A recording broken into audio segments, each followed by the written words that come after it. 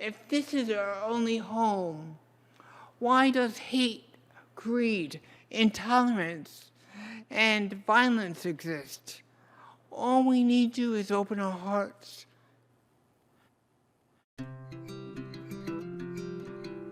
Be Inspired Podcast.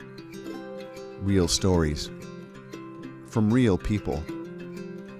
Sharing stories of love and loss, struggles and perseverance, laughter and tears, and overcoming adversity.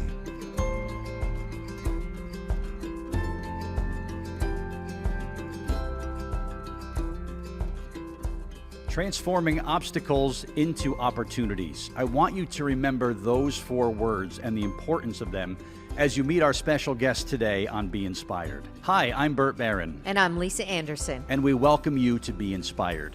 Lisa, there's obstacles in everyone's life. Some are tiny little speed bumps. Some are the hurdles that you see in a track and field match. Some of us have brick walls in front of us. But our guest who's with us here today, there is no obstacle that he cannot or has not overcome in his incredible life. That's true, Bert. And he's teaching all of us how to deal with those obstacles, whether large or small. We will all learn something from our special guest today, Dr. Paul Wichansky, who joins us on Be Inspired. Dr. Paul, welcome. It's really an honor to have you with us here today. It's an honor to be on Be Inspired on this podcast, and I'm so excited to be here. And I see that you're smiling, and Lisa's smiling, and when that smile goes around, everybody's smiling. That's the impact I think you have on everyone who has the privilege of meeting you, isn't it? Thank you. I appreciate that. Now, I was born with a handicap, a disability called cerebral palsy. And if you take the first 3 letters out of the word disability, what are you left with? Ability. Exactly. Everyone has abilities, but not everybody focuses on them. And if we focus on them, we can overcome any challenge and overcome any obstacle. And we all had an obstacle the last 16 months, COVID. Yeah. And we were all fearful, we were all isolated. But we overcame that with resilience and creativity and using technology for education. And that's something that's never been done before. In fact, this past year was an incredible year. And the students in the schools are pioneers. They've done something that no other student in modern history has ever done before. Learning through technology. It was difficult, it was frustrating, but they got through it. They got through the power outages, they got through all the technical glitches, but they succeeded. And everyone can do that.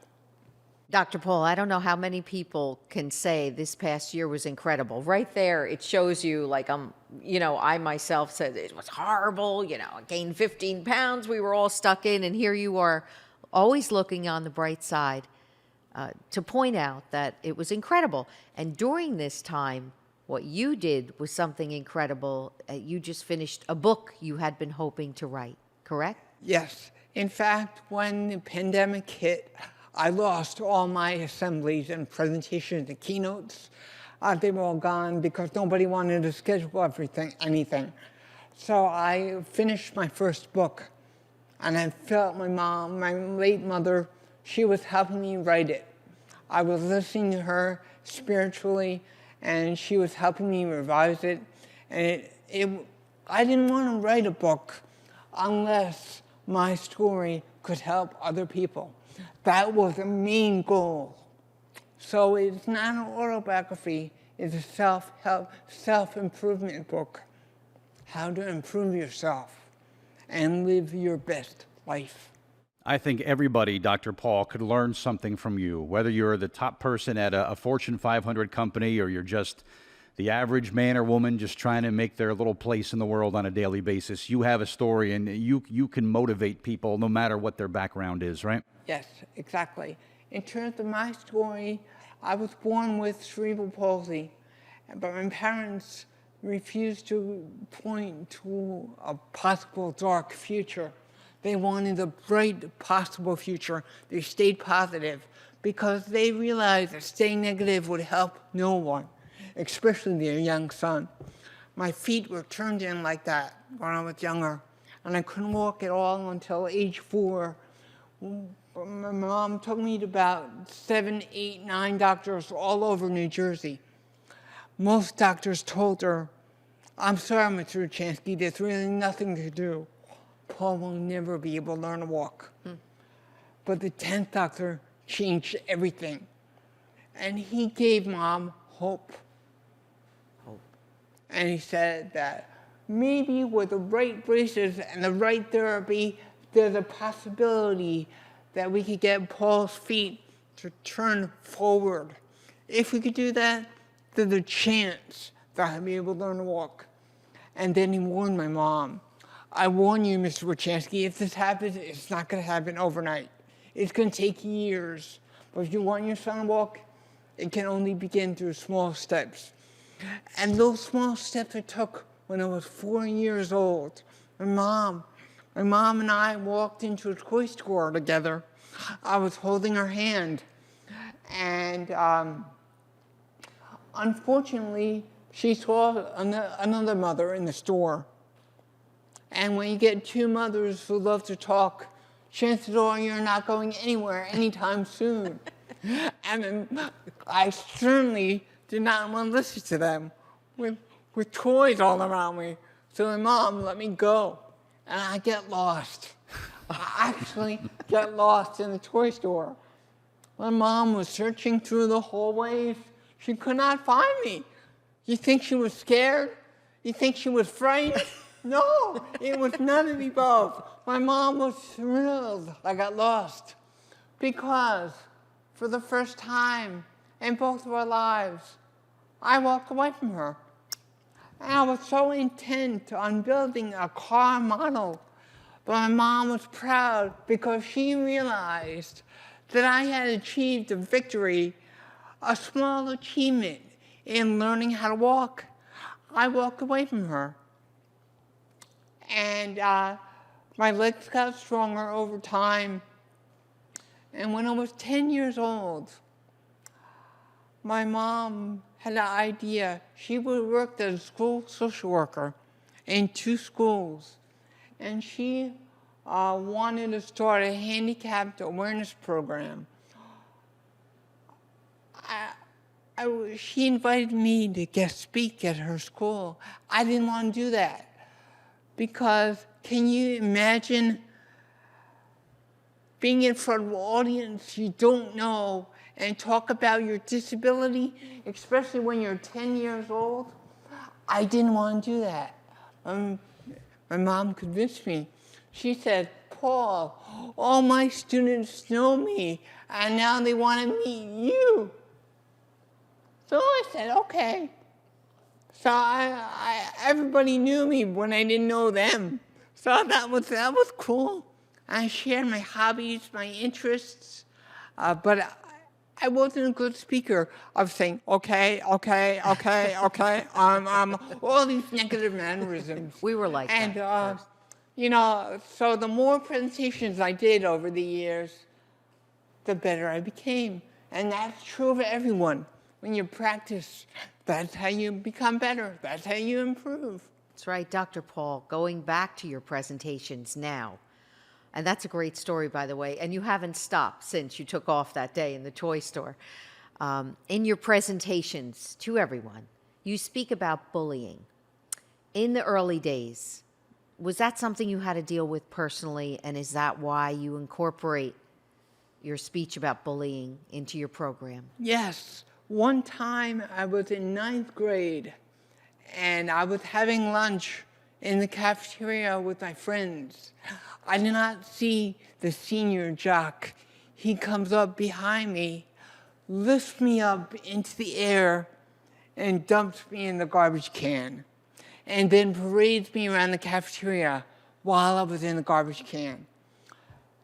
He might have felt superior, but his actions demonstrated otherwise. When I got out of the garbage can, I went to my principal's office, and I realized I was only about 15, 16 years old, and I didn't want to stoop to his level, but I wanted to bring him up to mine. So I said to the principal, please don't punish him. All right, I just wanted to let you know what went on in the cafeteria. He was suspended for 3 days. I didn't know this. And 20 years later, he finds me on Facebook, does not add me as a friend. Instead, he sends me a profound apology, apologizing for his actions all those years ago, because he has kids now who are in middle school, and he understands that what he did was so cruel. And he ended the message by saying, Paul, if you forgive me, please add me as a friend.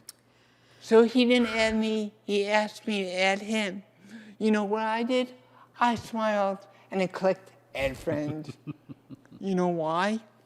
People can change when we become educated about the differences we all share.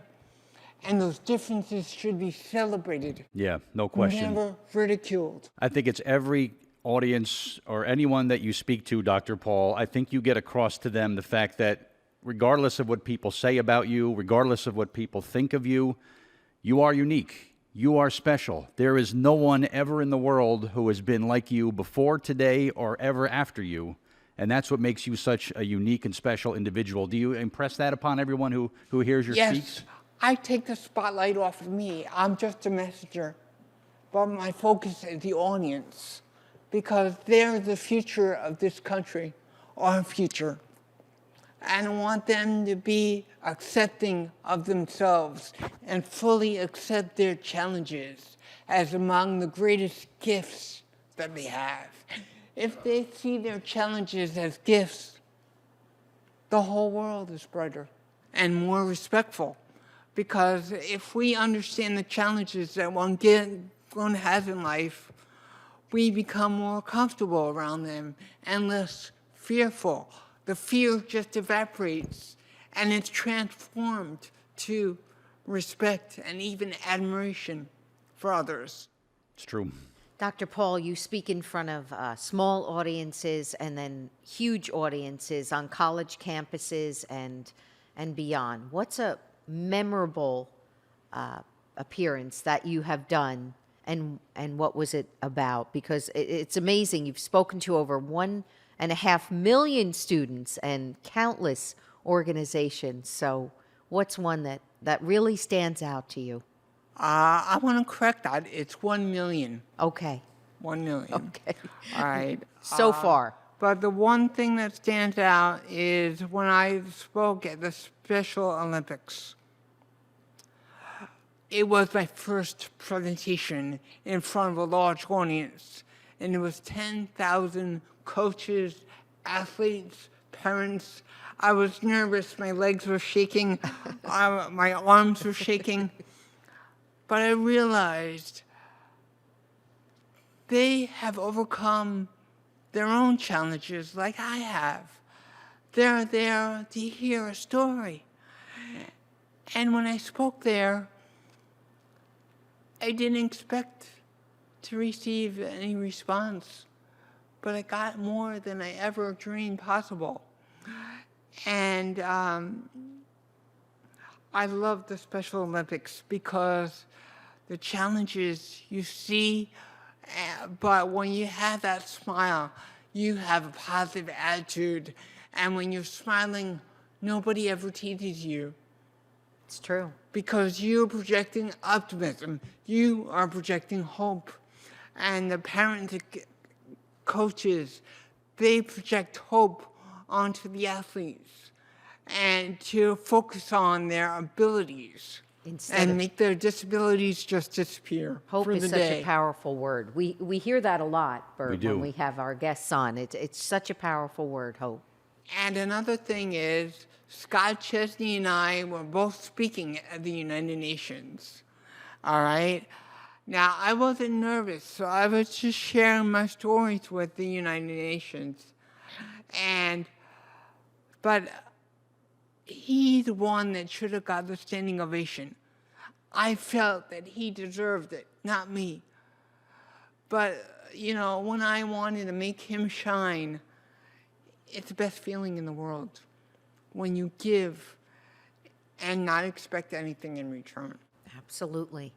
Scott Chesney is our guest this season, and you guys met, and I'm so happy that we got to hear from both of you, because he's an amazing guy. And you both went skydiving. That's crazy. That's something I would never do.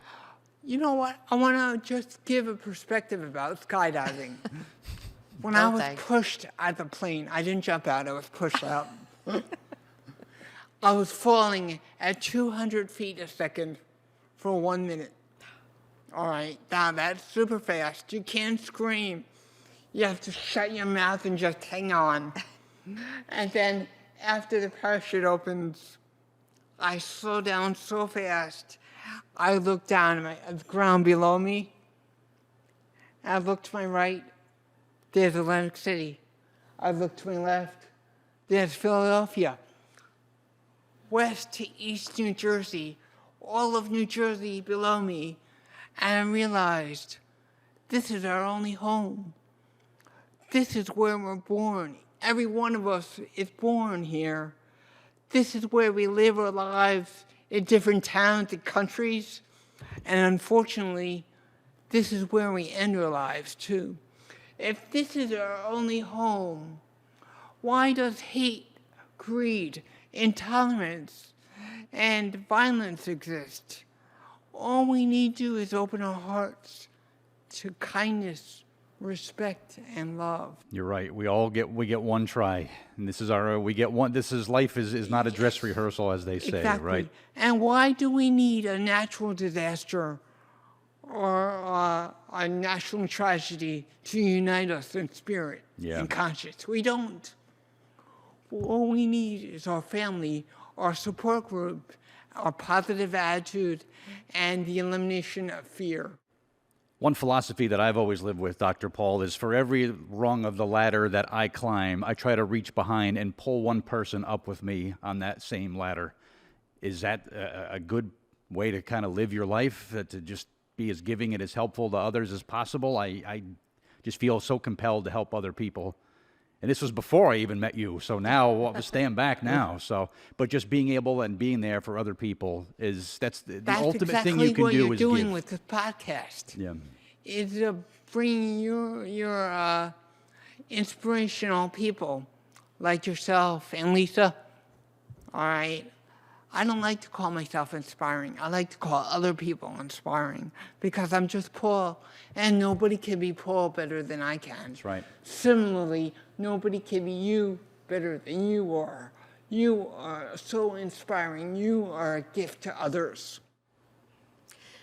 Is that the most important thing, Paul, that you want people to walk away with? What feeling do you want them to walk away with? Because I have to say that somehow you and I found out that you remembered my son Corey from 10 years ago, and he immediately remembered you, and he never forgot your words. He never forgot your words. And you said something so important. You said, I remember his smile. That meant the world to him. And he walked away with just such respect for you. What's the most important thing you want people to know about Paul and the world? They are loved more than they could possibly know. In fact, I went on a keynote to West Virginia, which and it was a 1,000-mile drive. My sister lives in Maryland, so I went from New Jersey to Maryland, stayed at her house, did the keynote, and came back to her house for each leg of the trip. That second night, it was pouring rain. 5 minutes before I was loading up the trunk to go home, a tree branch comes down in the rental car and smashes the rear window, shatters it everywhere. I wasn't upset because it wasn't my car. If it was my car, I'll be so upset, but it wasn't. Now, the rental car company gave me a replacement car to get back home, and it was still pouring rain. On the way back, I see an 18-wheeler on the side of the road with its wheels up in the air. It was upside down. And the truckers just crashed on the side of the road. And all the people, all the other drivers around me were pulling over in the rain to try to help the driver, the trucker. But I could not get my hearing aids or cochlear implants wet. So I shut off the radio and continued to drive home. I was thinking, what just happened these last few hours? And then I realized, wait a minute. That tree branch coming down in the car prevented me from possibly being in that accident with the trucker in the rain, the pouring rain. What if that tree branch was an act of love? Absolutely. Yeah. And shifted the timeline to protect me from getting hurt. That's an amazing way of looking at it, and I often every think negative about, experience in our lives is an act of love. yeah, it, Every challenge in our lives is an act of love. And when we have that perspective, we realize that this life is a fantastic dream. Our lives are dreams. It's true. It's very true. And Dr. we Paul don't is- wake up from that dream until we pass away. And then everybody cries. But we are celebrating the graduation day of a lifetime dedicated to bringing out the best in others. And that also brings out the best in you. Very true. Very true. As people are gathering again, Dr. Paul, if someone is interested in having you come out and speak to a group or organization, what's the best way to contact you? The best way to contact me is through email. I don't hear on the phone too well because of my hearing loss. But I use my email, and I have a website. I designed my website myself. It is named my favorite Billy Joel song, JustTheWayYouAre.com. Fantastic. That's really great. Well, the voice and vision of courage and optimism, and you certainly personify that statement, Dr. Paul. So thank you so much for being here on Be Inspired. It was great to have you with us today, and thank you for sharing your story. Thank you, Bert. Thank you, Lisa. Thank you, I Bert. wish you much success with your podcast, and I'm proud to be on season 5. I'm honored and humbled. Pleasure's all ours. Thank you Yes. very much. Thank you, Paul. I'm Bert Barron, And I'm Lisa Anderson. and thank you for joining us on Be Inspired.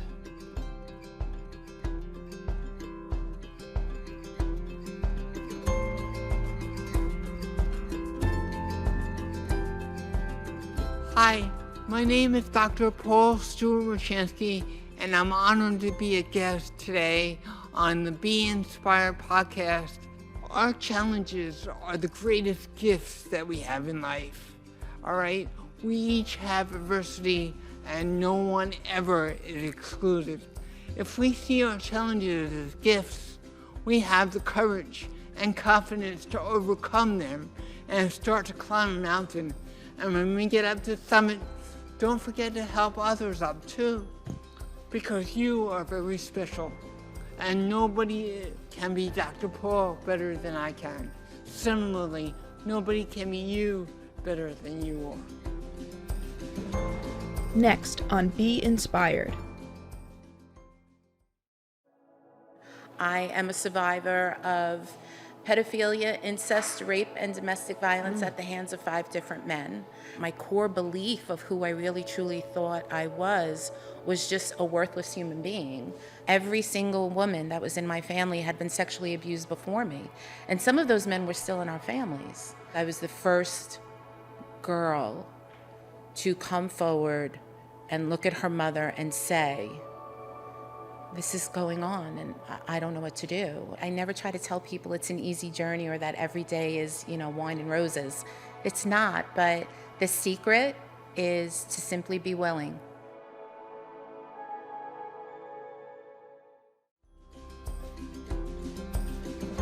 Be Inspired with your hosts Bert Barron and Lisa Anderson Puleo. Directed by Rod Weber, created and produced by Michael R. Doyle. Co-producers, Bert Barron, Lisa Anderson-Puleo, Rebecca Gruber, and Erwin Sternberg. Executive producers, Rod Weber and Sean M. Sternberg. Editor, Rebecca Gruber. Filmed at New Beginnings Foundation, Wall Township, New Jersey. Season 5 of Be Inspired is dedicated to the memory of Golden Boy Michael Cammett. Michael was a rising star in the world of professional wrestling who died in a tragic accident this past summer. His memory and legacy live on in the lives he touched, and he will always be remembered by family, friends, and fans.